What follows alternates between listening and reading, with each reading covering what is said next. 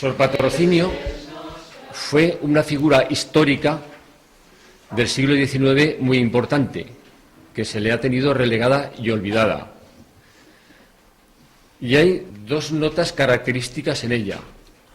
Una es la mística de la que ella era portadora y representante. Era una mujer que tenía muchos carismas, una religiosa carismática, que llevaba impresas las llagas del Señor durante 62 años, una mujer que levitaba, una mujer que tenía el don de la profecía, una mujer que podía leer el estado de las almas, una mujer que tenía el poder de sanación, una mujer que hablaba con la mayoría de los santos del cielo.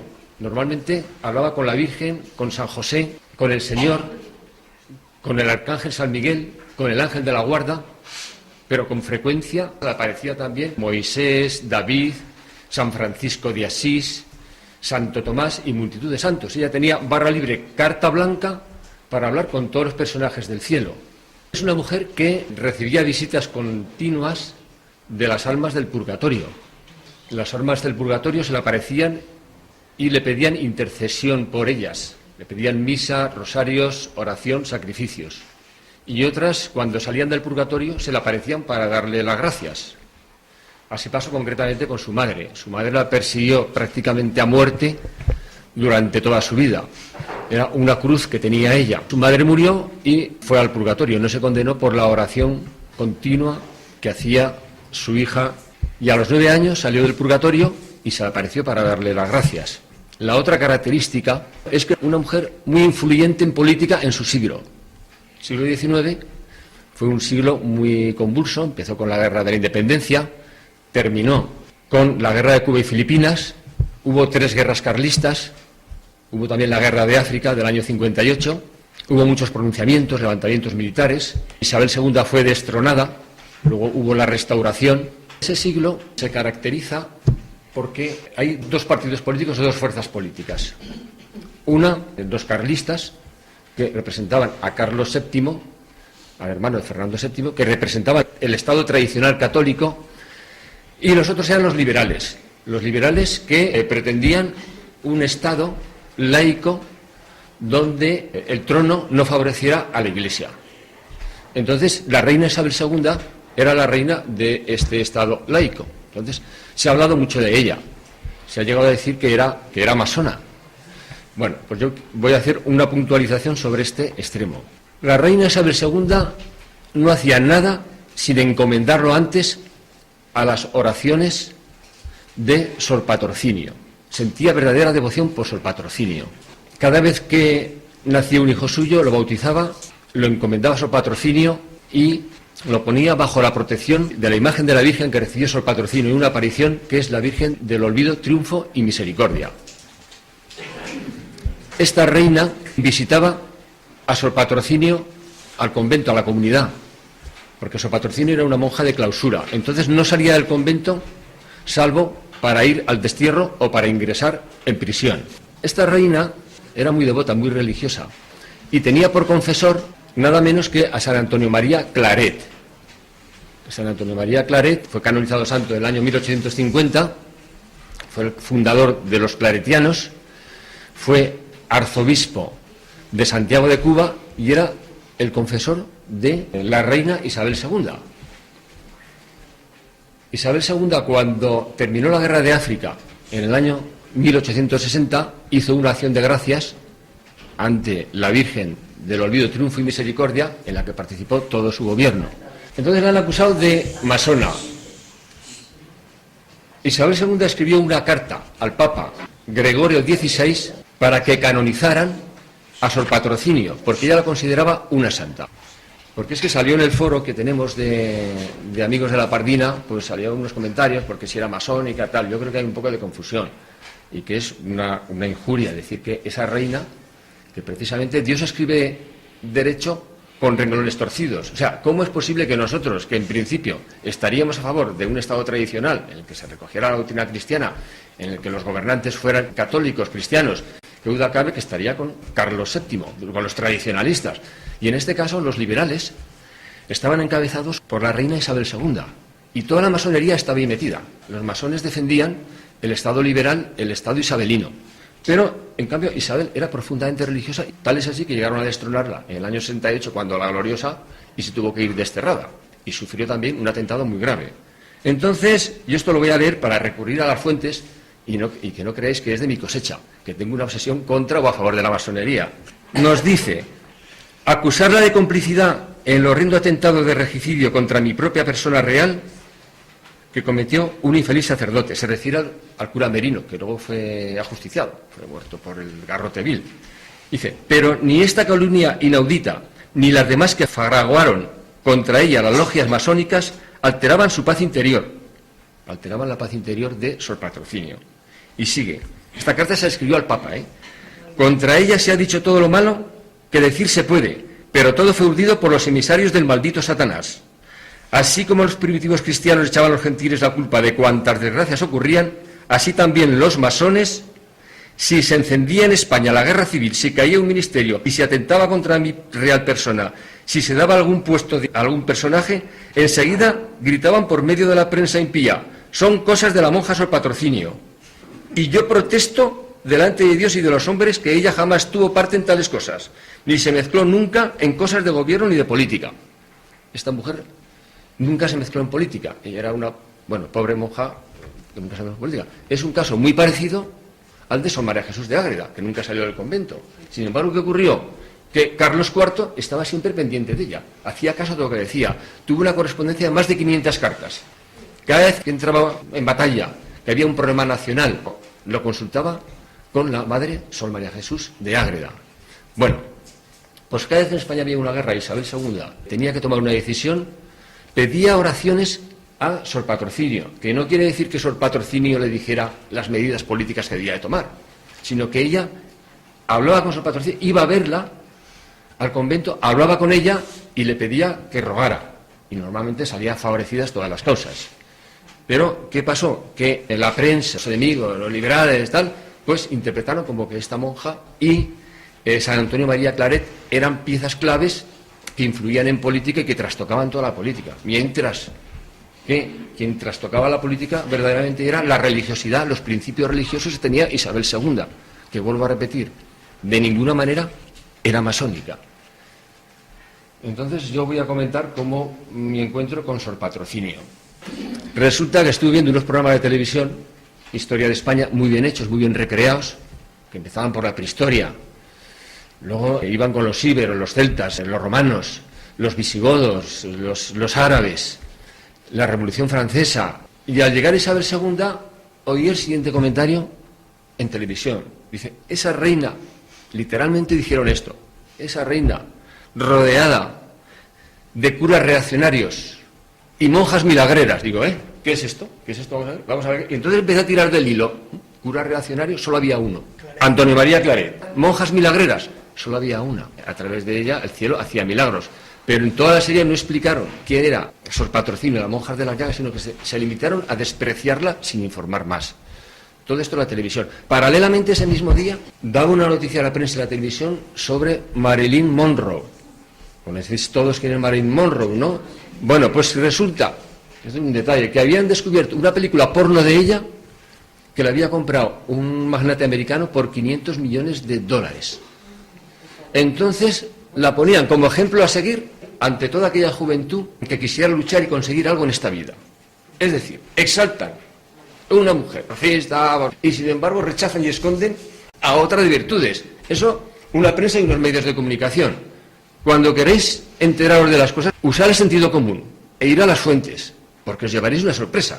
Daba la casualidad también que el que estaba entonces de director de Radio Televisión Española era un hijo de Alcañiz, donde vivo yo, concretamente Javier Ponz, que vino a las fiestas del pueblo a leer el pregón de fiesta. Tirando el hilo por la televisión, me quise informar de ese personaje tan desprestigiado y resulta que es una mística de primer orden.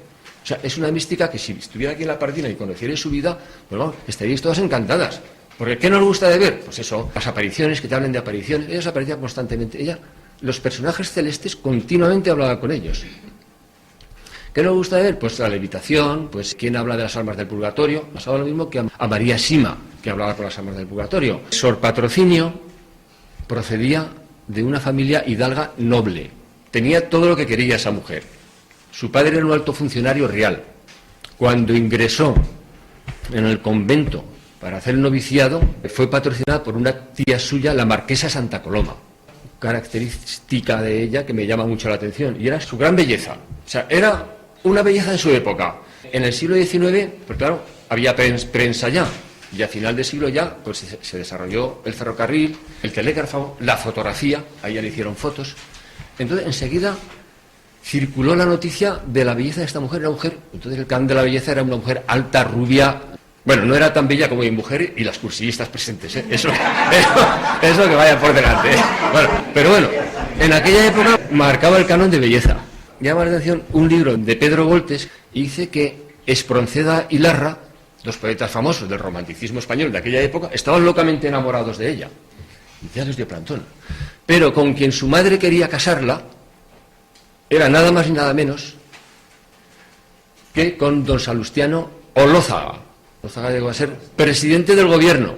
Era un hombre importantísimo en política y en economía. Era ilustre abogado, era licenciado en filosofía, era ilustre periodista, era militar de carrera. Tenía todo este hombre. Y estaba locamente enamorado de Sor Patrocinio. Y era amigo de la familia Sor Patrocinio. Entonces Sor Patrocinio fue muy educado siempre con él, pero le dijo que no quería una relación porque su vocación era la de religiosa. Aún se granjeó más la enemistad de su madre. Sufrió la persecución de su madre y sufrió la persecución de Olózaga también. Una vez irrumpió en el convento viéndose despechado porque la acusaron de haberse unido con los tradicionalistas eran los carlistas, para intentar derrocar a Isabel II. Todo un disparate, ya no se metía en política para nada. Entonces entraron en el convento con un juez, 3 médicos y la madre. Pero la madre y Olózaga entraron con unas carrozas llenas de joyas, llenas de vestidos de lujo, llenas de adornos. Y le dijeron: mira, hija mía, aquí estás haciendo el tonto, porque apenas comes, apenas duermes, estás pasando frío. Cásate con don Salustiano y te vas a Londres, que te tiene una casita preparada. Se la llevaron a un piso, la maltrataron, le pegaron con la culata de los fusiles, le pegaron con un sable también. Estuvo varios días sin comer, sin dormir y sin hacer las necesidades higiénicas de toda persona. Querían demostrar que lo de las llagas era una farsa. Entonces vieron las llagas. Un día que no sangró, fueron a celebrarlo todo. Mirad, ya la tenemos, ya no sangra. Y en ese momento se abrieron todas las llagas y les salpicó a todos. Bueno, pues todos estos que la persiguieron, al final todos le pidieron perdón, tanto el médico como los jueces, y se arrepintieron de todo lo que hicieron. Eso, el Patrocinio, orando, pues por aquellos que la querían mal, al final, pues acababa convirtiéndolos. La historia acaba bien. ¿Cómo nace Sor Patrocinio? El nacimiento de Sor Patrocinio es un misterio, es impresionante. Su madre huye de Madrid, estaban en Madrid porque se estaban dando las batallas, los franceses estaban combatiendo. Entonces ella huye de Madrid embarazada y se pone de parto. Se pone de parto yendo a Cuenca, donde procedían, cerca de en la venta del Pinar de San Clemente de la Mancha. Se pone de parto en un mes de abril de 1811, se pone de parto y da a luz allí. Deja a la niña abandonada en la nieve, algo inédito. Y a los 3 días pasa su padre huyendo y oye una voz de una niña que le llama y le dice: padre. Claro, esto físicamente es imposible, porque una niña con 3 días no habla. Pero como toda su vida está llena de prodigios, así lo relata la historia, así lo relata su padre, y yo creo que efectivamente así fue. Su nacimiento ya fue un prodigio. Y su infancia, pues también. A los 2 años pasa por delante de una imagen de una virgen. Y le dice a la Virgen: madre, yo quiero ser monja. Y la Virgen le dice: hija, tú serás madre de muchas monjas. Es decir, que fundaría conventos, haría reforma en otros conventos y que sería monja. Vale. Una nota característica de ella es que, teniéndolo todo, a los 4 años, yendo con su abuela, se le aparece el niño Jesús de unos 10 años. Un niño muy rubito, un niño muy guapo, con una túnica morada, y se le presenta con 2 coronas. Una corona de espinas y otra corona de rosas. Le dice: toma, hija, elige. Entonces ella elige la corona de espinas. La corona de espinas la elige y le dice: porque sé que te es más grata a ti, Señor, la corona de espinas que las rosas. Entonces, ella hace de toda su vida un sacrificio continuo. Ella tuvo que soportar exilios, tuvo que soportar los malos tratos de su madre, que incluso intentó envenenarla en una ocasión.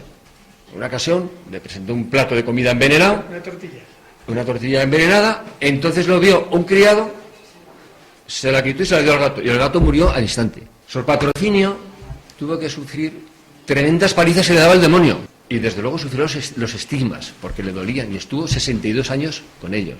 Claro, esto a veces es difícil de explicar, pero yo me acuerdo muchas veces de algo que decían unos padres que vinieron aquí en un retiro, en los padres canónigos del Sagrado Corazón. Entonces había uno morenito, Cipriano, en negrete, que estábamos en la capilla, yo lo tengo grabado en la mente, también lo grabo en vídeo y os lo he pasado, que decía, ¡ay de nosotros!, porque hablaba así, ¡ay de nosotros si no fuera por la cruz de los inocentes! Él hablaba con ese acento extranjero, no sé si era brasileño o de Guinea. Bueno, tal, impresionante la charla que dio, ¿eh?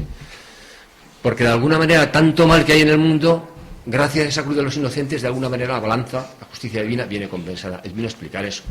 Entonces yo me acuerdo que este padre comentaba que todos llevábamos una cruz. Entonces estaba la cruz de los inocentes, pues la cruz que llevó Jesús en el Calvario, la cruz que llevó la Virgen María con los 7 dolores, a ver a su hijo sufrir, pues la cruz de los niños abortados, la cruz de los niños que se mueren de hambre, pero lo manda Dios. Pero, como decía él, nosotros no lo entendemos y enseguida criticamos a Dios. ¿Por qué nos mandan estas cruces? ¿Qué culpa tienen ellos? Pues no puede ser que exista Dios. Pues no puede ser esto. Pues vaya una justicia divina. Pues vaya tal. Y él, este sacerdote, lo explicaba. Y daba estas razones. Esta es la cruz de los buenos, de los inocentes. Luego está la cruz del... Porque había 3 cruces en el caballo. La cruz del buen ladrón, que es aquel que no es bueno, pero que se arrepiente. Y luego está la cruz del malo, que es malo, le envía la cruz, no se arrepiente y se va al infierno también con la cruz. También llama la atención aquí cómo encaja esta paz que tenía siempre Sor Patrocinio, porque siempre se le veía, a pesar de sus cruces, siempre se le veía feliz y alegre. Entonces yo me acuerdo de una charla que dio el padre Salas, que hablaba sobre la paz de Dios, la paz de Cristo. Entonces decía que la paz nace del encuentro, de la armonía entre uno mismo con la voluntad de Dios. O sea, el momento en que hay un desencuentro entre tu querer y el querer de Dios, nace el conflicto y nace la guerra. Yo no me quiero morir, yo no quiero esta enfermedad, yo no quiero que me pase esto. Entonces viene, digamos, la guerra, el malestar interior, se pierde la paz. Sigue la infancia a Sor Patrocinio y hay otro hecho a destacar, curiosísimo, que parece mentira, que dices, yo no me lo puedo creer esto, pero sí. Y yendo otro día con su abuela, se adelanta a la niña y se mete en una cueva. Y sale con un león. La abuela en principio se asusta, sale con un león, empieza a acariciar al león, el león lo lame y desaparece el león.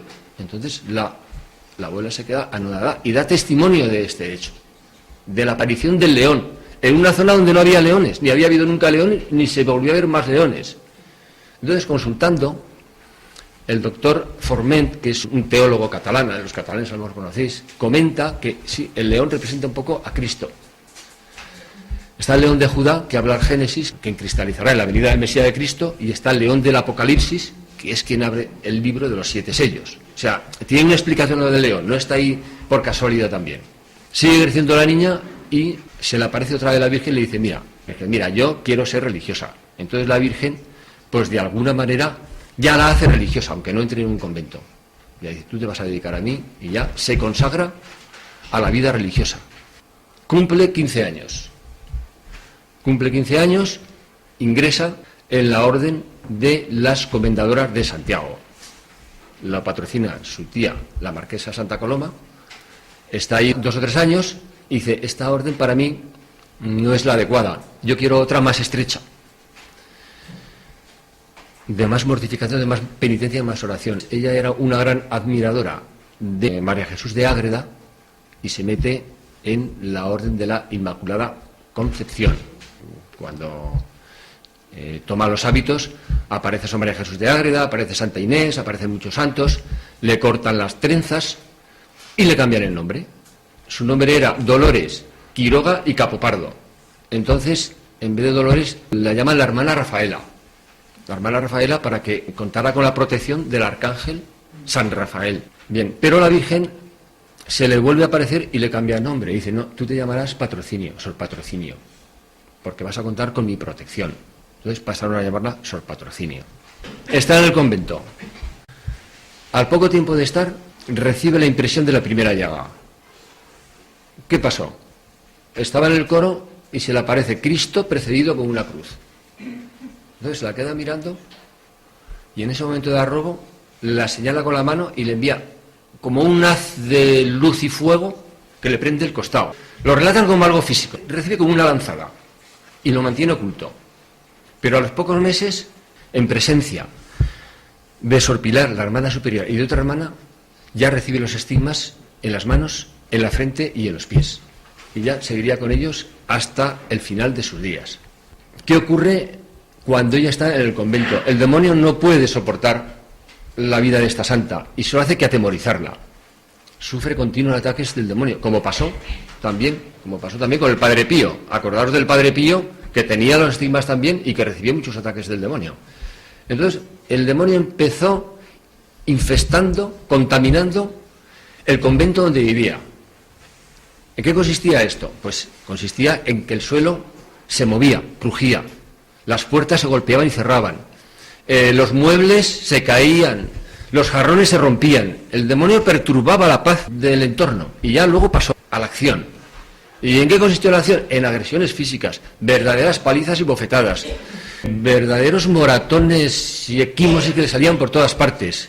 En una ocasión le tiró una olla de lejía y le quemó la cara y los brazos. En otra ocasión la tiró por unas escaleras con unos cántaros. En otra ocasión la arrastró por todo el patio y por todo el entorno con barro y heridas y la dejó colgada del alero. Llega un día en que ocurre un fenómeno importante y es la aparición de la Virgen, que le hace entrega de esta imagen que veis aquí. La Virgen con el niño, que es la imagen de la Virgen del olvido, triunfo y misericordia. Entonces la escena es la siguiente. Ve, en una nube venía la Virgen rodeada de querubines. La precede el arcángel San Miguel con la estatuilla, como aquí María Mensajera. El arcángel San Miguel, y se la entrega y la deposita ahí en el coro. A mí me lo cuenta y digo, mira, esto pues la ha traído alguien a algún sitio, o ella se lo ha imaginado o algo, pero claro, si es una imagen que sangra, como se comprobó que sangraba, que recogían en un paño la sangre, como don Francisco Sánchez Ventura recogió de una mano de escayola la sangre que sangraba las venas de esa mano, una hermana, una religiosa, que levita, es capaz de levitar 2 varas, que llaman, 2 varas yo imagino sería por lo menos 1 metro, o sea, 2 metros del suelo. Si además de eso es capaz de leer el estado de las conciencias, tiene el don de la profecía, tiene el don de la bilocación, pues dice, pues sí, no tiene nada de extraño que venga la Virgen del Cielo y le traiga una imagen, claro. Sor Patrocinio tuvo muchos carismas. Ella doblegaba las fuerzas de la naturaleza, los pájaros, los peces, las plantas. Estando una vez en la granja de San Ildefonso, fue la reina a verla, la reina Isabel II, y fue testigo de cómo, cuando caminaba ella, las plantas se inclinaban a su paso. Y cuando estuvo desterrada en Po, vio que había pescadores que se cebaban de pescar en un pozo. Y dijo, pecillos, no os dejéis pescar más veces. Y ya no volvieron a pescar nunca, esos pescadores ahí. En todos los conventos prohibía cazar pájaros. Tenía completamente prohibido. Nadie podía tocar un pájaro ni medio. Una vez tuvo que ir de un convento a otro a caballo. Y estaba agotadísima. Dijo, no puedo más. Esto lo oyó el caballo dobló las patas, tocó con el viento en el suelo y ella bajó y descansó. O sea, el influjo que ejercía sobre las fuerzas de la naturaleza. En otra ocasión, los albañiles, estando en obras en el convento, pues se dejaron la llave olvidada, no podían abrir la puerta y sacar el material. ¿Y ahora qué hacemos? Paramos todo y no os preocupéis. Ella pasó la mano por la puerta y por la cerradura y se abrió solita. Claro, esto en principio parece mentira. Luego tenía el don de la curación también. Curó a la Madre Superiora de un cáncer de pecho. Ella con la boca le sacó todo el pus, todas las células malignas y la curó. María Vallejo Nájera tiene un libro, El cielo y el infierno, que describe cómo su amigo Adolfo, enfermo de cáncer, se cura invocando a la Virgen del olvido, triunfo y misericordia. También tenía el poder de la bilocación. En una ocasión, estando en el coro, vio cómo la Virgen se le caía la corona y se le quedaba sujeta al niño en el brazo. Entonces, y de la profecía. Entonces ella interpretó que la reina Isabel II perdería la corona a raíz de la gloriosa de la Revolución de 1868, cuando destronaron a Isabel II y vino Amadeo I de Saboya y tal. Entonces, al mismo tiempo que hacía esto, la vieron aparecer en el otro convento y les advirtió a las hermanas que se prepararan porque vendría una revolución y tendrían que exiliarse. Llega, por fin, la Restauración. Pasa la Primera República y deciden que vuelva otra vez la monarquía. Y retorna Alfonso XII.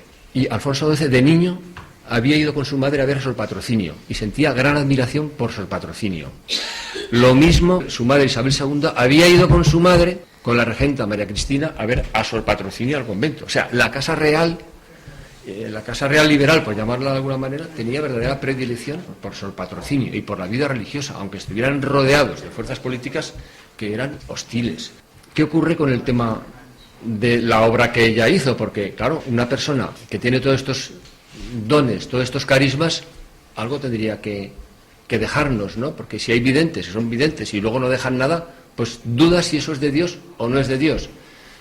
Pero esta mujer creó 9 conventos, reformó otros 10 conventos, escribió una novena a la Virgen del Olvido, Triunfo y Misericordia, escribió otra novena al Cristo de la Palabra.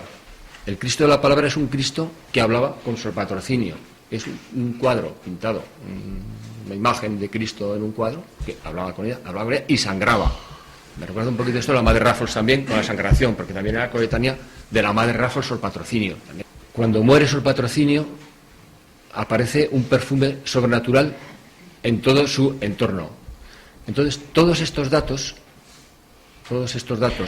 junto con las obras sociales que hizo, porque Sor Patrocinio, igual que Padre Pío, fundó obras sociales, fundó comedores para niñas desamparadas y albergues para niñas huérfanas también. O sea, nos deja escritos, novenas, la imagen del Triunfo y Misericordia, para recibir gracias de ella.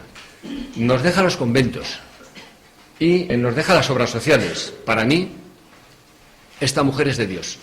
Se dice ahora que la mujer tiene que tener un papel más relevante en la Iglesia, porque no pinta nada en la Iglesia. ¿Qué pasa? Que la mujer, ¿qué pasa que no las ordenan sacerdotes? ¿Qué pasa que no dicen misa? ¿Qué pasa que no confiesan? Yo creo que la mujer cumple un papel muy importante en la Iglesia.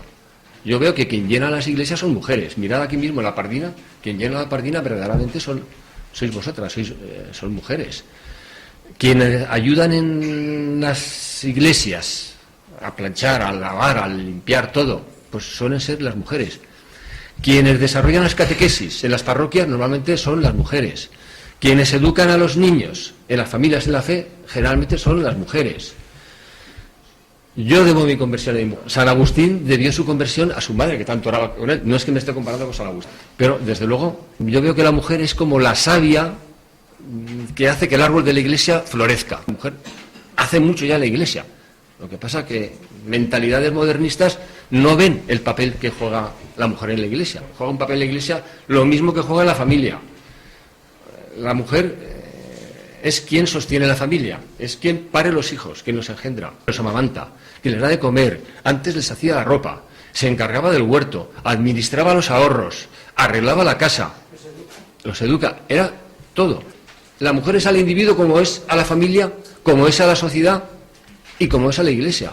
Hubo un pensador del siglo XX que le dijeron: oiga, ¿usted qué opina de que las mujeres no vayan a la guerra? Porque ya había milicianas, ni estén en las cortes.